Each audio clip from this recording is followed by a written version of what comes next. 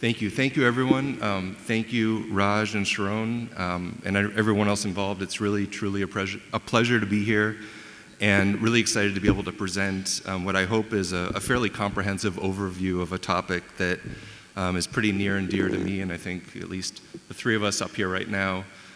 It's there's, especially with, I see Cesar in the audience, with osteonecrosis of the jaw, and now with some of these new toxicities, it's been a really exciting time to enter the field of oral medicine, oral oncology.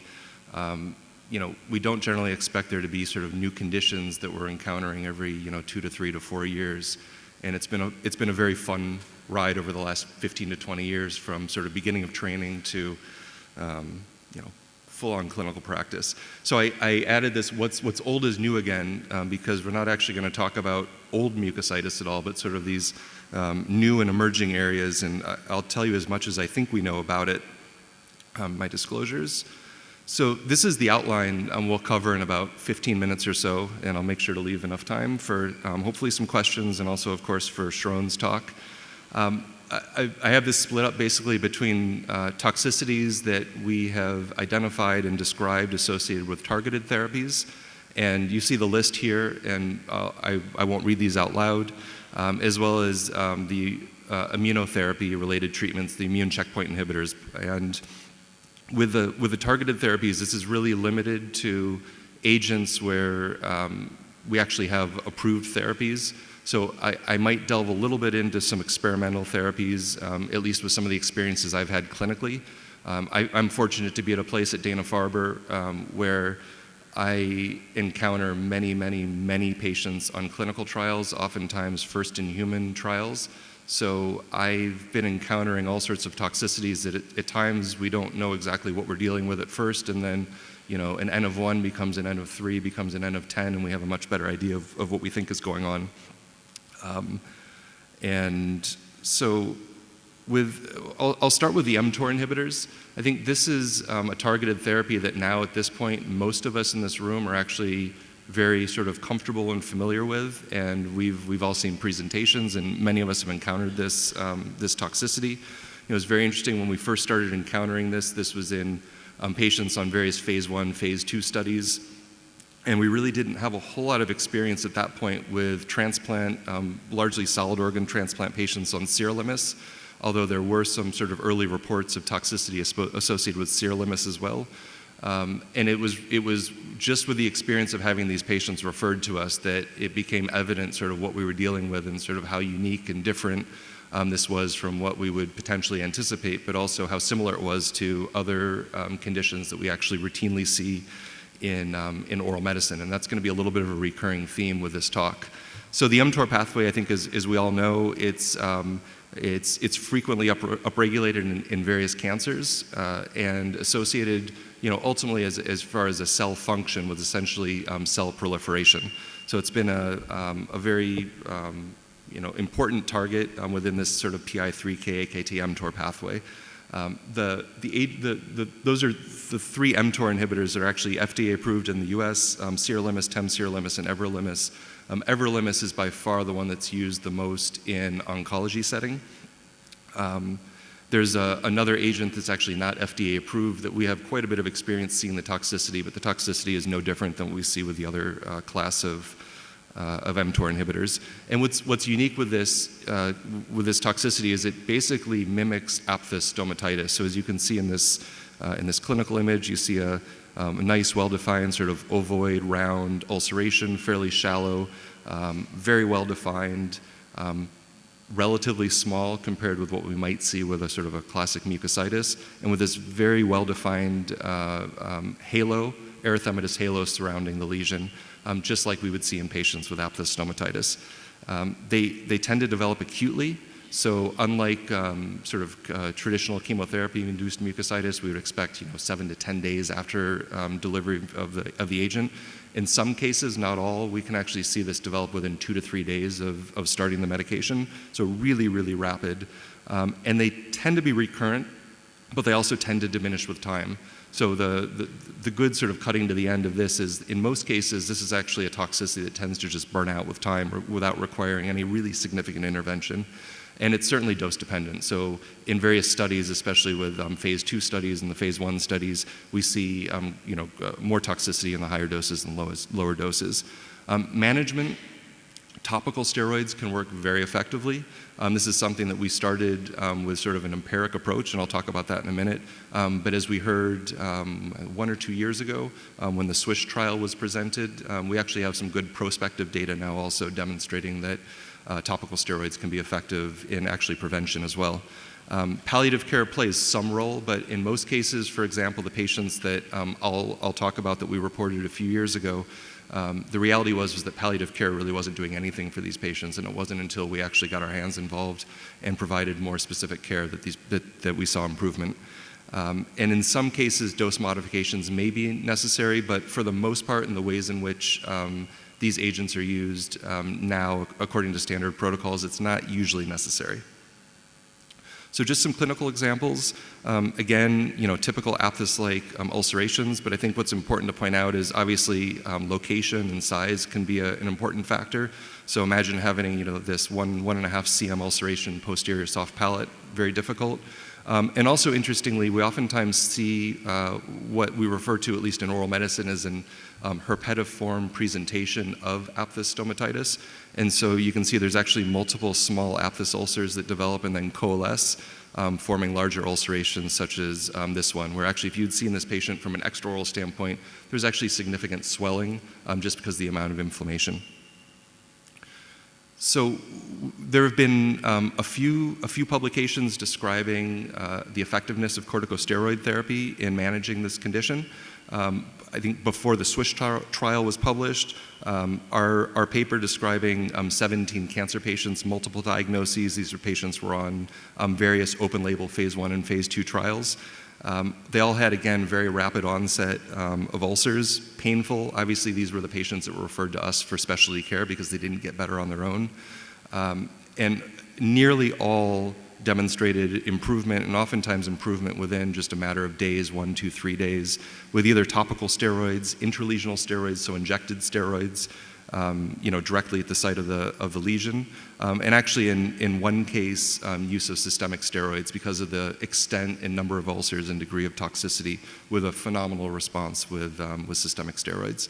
With the SWISH trial, again, this was presented, I think 2 years ago. This is actually a much more robust, open-label, prospective phase 2 trial in breast cancer patients who were receiving everolimus at 10 milligrams along with their hormonal therapy. And they were all put on dexamethasone solution, again, a treatment that we described in our retrospective analysis. So a very effective way where we can treat sort of the entire oral cavity, especially from a prevention standpoint. And as you can see, they compared to retrospective data from the Bolero-2 study and demonstrated really a remarkable decrease in the incidence of both severe but also all grades of stomatitis. So what about Aphthous stomatitis with some of the other targeted therapies?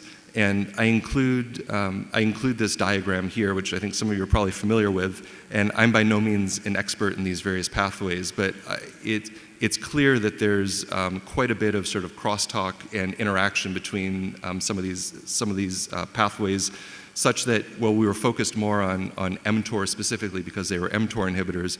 What we've actually seen is with PI3K inhibitors, as well as MEK inhibitors, it appears to be the same toxicity. It's not very well characterized. There's very few reports in the literature, but I'll do my best to sort of summarize what we know and show you some examples of what we've seen. So with the PI3K inhibitors, there's one that's actually approved. It's idelalisib, and there's actually multiple phase 1 and phase 2 studies that are in the literature, but there's actually no description of mucositis in any of these papers. And I just looked again in the last week before putting this together. Copansilib, which is not actually approved at this point, but has been evaluated in a number of studies. There's a phase 1 study that demonstrated 11% of patients developing what was referred to as oral cavity mucositis. It's only listed in a table. There's no actual narrative description in the results section, and there's no clinical description, and certainly no photographs provided. With the MEK inhibitors, we have trametinib, which is actually has an approval. and then other agents, again, that are in various stages of investigation. And we have descriptions of what's been called either mucositis or mucosal inflammation reported infrequently. But actually, in a very nice recent review, this has been described anywhere from 2 to 36% of patients being affected. But there's no description. So I put Aphthous-like here with a question mark, sort of leading into the photographs I'll show you in a minute. What's very interesting is that the acneiform rash is very common in association with MEK inhibitors. And I didn't spend any time talking about this, but for any of you that know about the toxicities associated with the mTOR inhibitors, acneiform rash is as or even more frequent than mucositis. And interestingly, in the 2010, I think, cancer paper, where we actually first described mTOR stomatitis, there was actually a very high association between the stomatitis and an acneiform rash, whereas there was really very little association between any other GI toxicities and the mTOR stomatitis. And so these are a couple of examples. This top one is actually a case that was just sent to me about a week ago, so I'll be seeing this patient in the next week or two. This is a patient who's on Trametinib, and the nursing staff sent me an email with these photographs and asked what they can start doing. And my first question was, have you actually seen this before? And because I started looking up toxicities, and I did see that there's something about mucositis being listed, but I hadn't seen anything elsewhere. And their answer was, no, we actually haven't seen this, although we do know that it's been reported as well. So it's clearly not something that was well recognized among the clinical staff that's actually using this medication on, at this point, somewhat of a regular basis, at least in patients with a indicated clinical indication. So I looked at this and I said, well, these look like small aphthous ulcers. And then that got me thinking, well, I need to go back and look and see what about the other experimental agents that I've seen patients on. Again, where I've just had a consult here or there.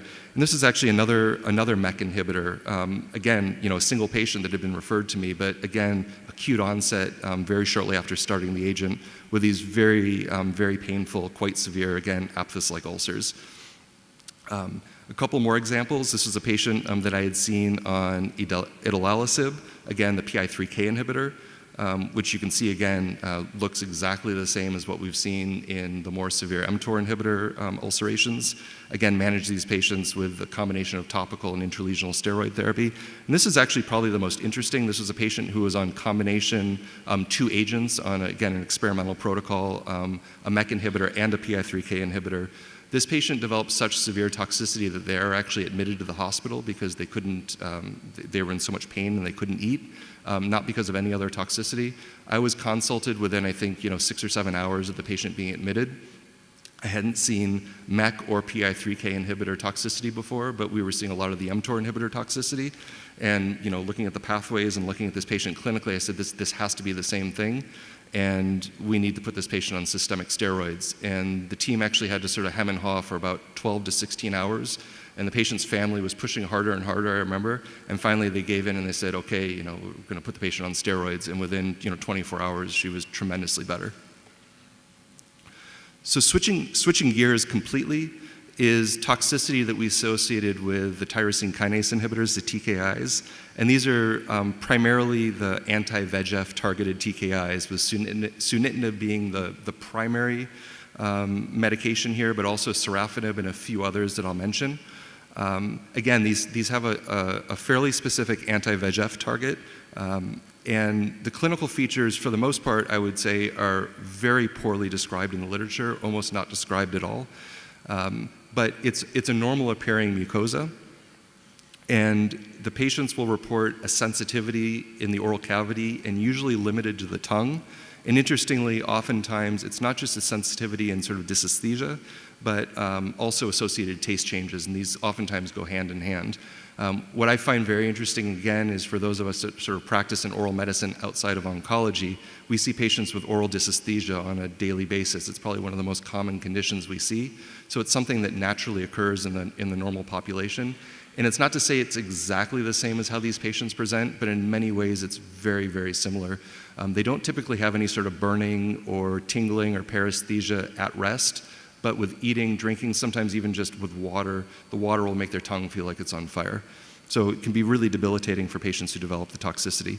And interestingly, it's very highly associated with hand-foot skin reaction, as well as with increasing severities, although we don't see any actual physical reaction in the oral cavity. Management, I have as a question mark because we really don't know. We've generally treated these patients as if it's a sort of a pain, dysesthesia type condition. We've used things like topical, even systemic clonazepam, gabapentin. But the number of patients that we've treated, the overall outcomes are so variable that I wouldn't be comfortable saying that this is the way to treat the patient. In some cases, diet modification is necessary just to so they can actually tolerate a diet. So this was an analysis I was involved with looking at really fairly large numbers of patients from phase 3 and then open access program for Sunitinib. And mucosal sensitivity was typically below a grade 2, so not a really severe toxicity. But interestingly, still some proportion of patients did require dose reductions, and less than 1%, but still a number, required discontinuation specifically because of this toxicity. Clinical course, fairly rapid onset, usually within 1 to 2 weeks after starting, and the severity would actually sort of increase as they continued dosing. But these patients would be 5 weeks on, 2 weeks off, and on the 2 weeks off, the symptoms would basically completely resolve. The symptoms would typically recur, but tend to be less with time, just like with the mTOR inhibitor stomatitis. But again, the important finding is the clinical findings are actually normal. I do note that there was one report from Italy from a very good colleague of mine, so I trust what was described, but as far as I know, it's the only report describing an actual true stomatitis, or in this case, a blistering type reaction related to Sunitinib. So it may have been a drug reaction, but a very different type of drug reaction. Switching gears again completely, and now we get to the last section talking about the immunotherapy-associated adverse events. Again, incredibly interesting, but as we'll talk about in just a minute, these are all conditions that in the field of oral medicine we see, treat, manage on a regular basis, and now it's just that we're seeing this in a very small subset of oncology patients. So we know about the immune checkpoint inhibitors and their various targets and the various agents that we have in approval and being used in various protocols.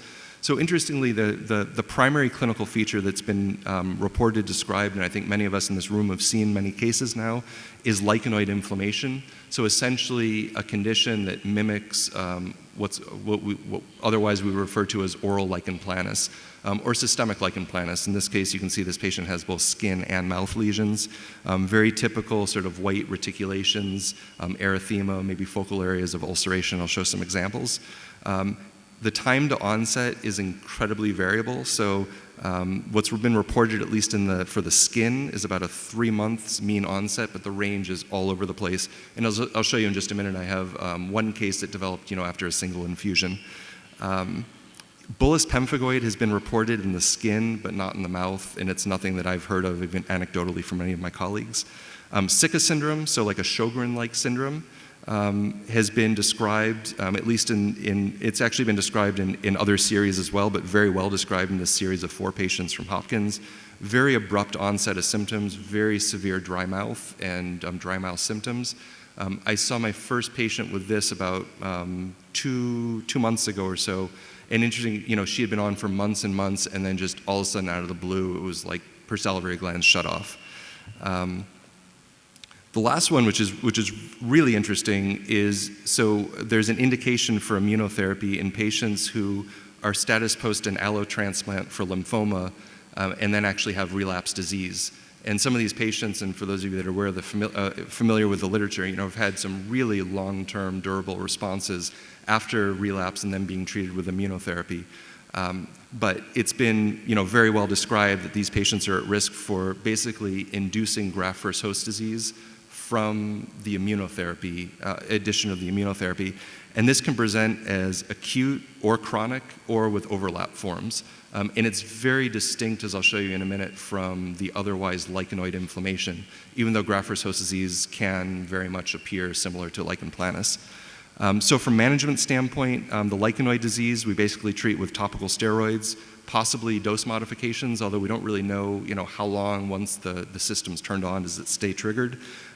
In a really severe case, you'd have to consider systemic steroids.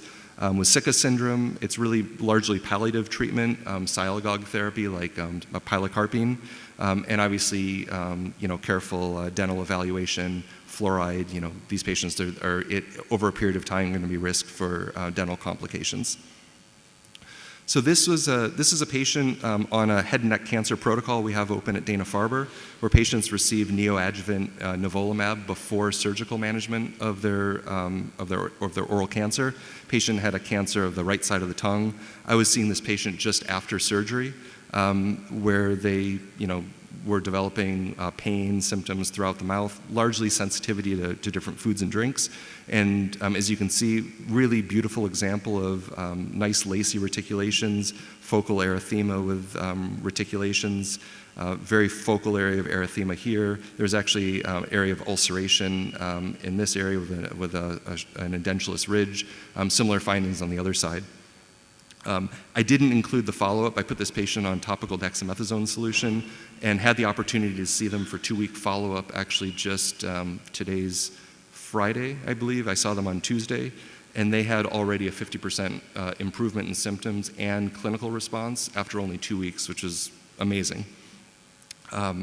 This is another patient. This is a patient, melanoma patient, who was on nivolumab and developed lichenoid inflammation. You can see quite extensive ulcerations, treated with a compounded clobetasol solution, with amazing response again within about a month of just intensive topical therapy.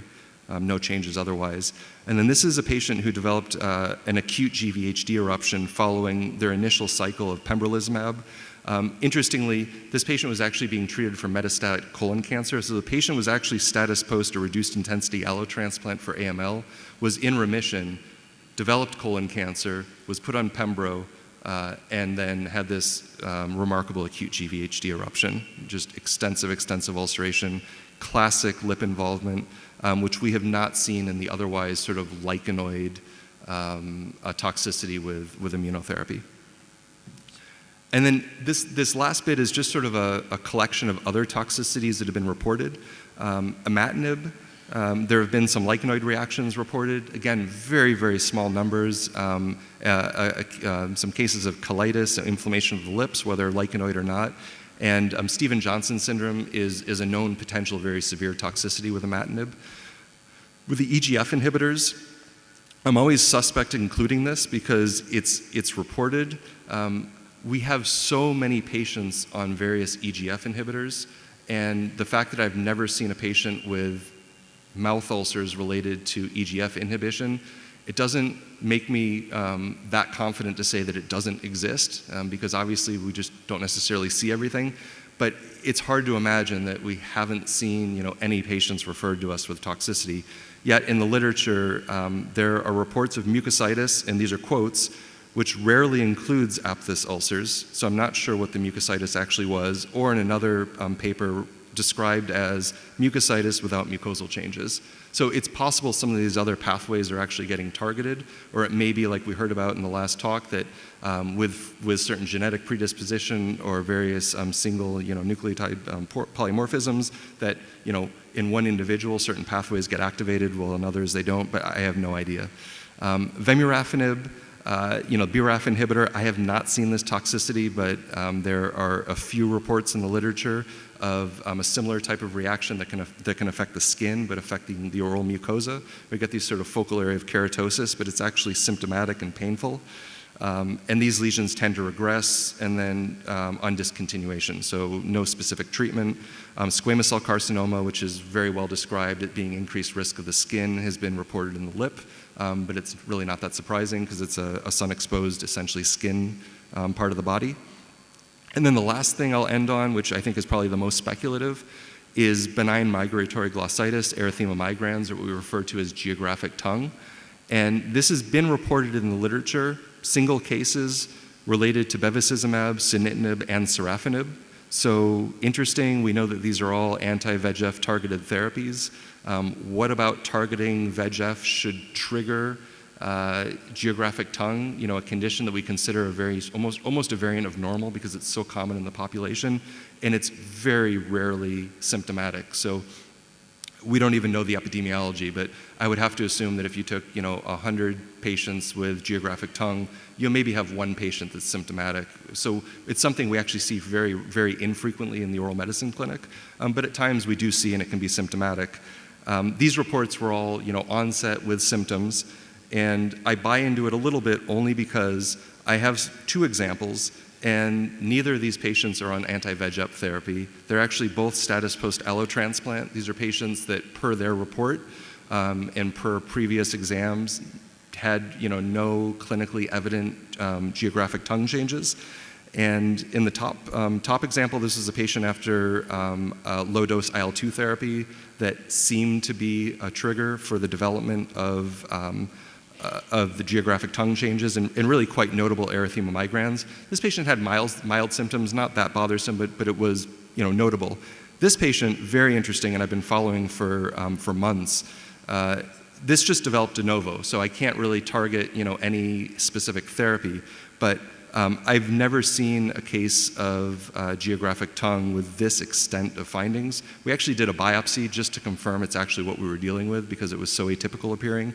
And this has actually been really debilitating for the patient, which is unfortunate. We've struggled to find a way to control the symptoms.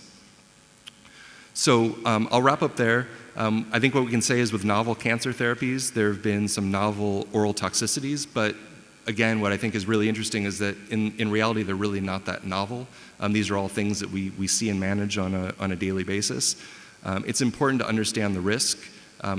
I can't tell you that we can actually understand the risk for every single individual, and I think for most patients it's probably a very small risk, but at least understanding that these are not all the same toxicities, and depending on what a patient's being treated with, you can at least anticipate different types of toxicities. Obviously, educating a patient when relevant, such as the potential for using topical dexamethasone solution to prevent mTOR inhibitor stomatitis, certainly reasonable, but overall just to have that level of awareness.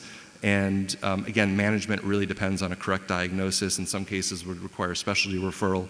And I hope it's evident from what I've shown today and the honesty in this talk that there is a tremendous amount of opportunities for research. And I'll stop there. Hopefully I didn't go over time, and happy to answer questions and or speak with anyone about this during some free times. Thank you.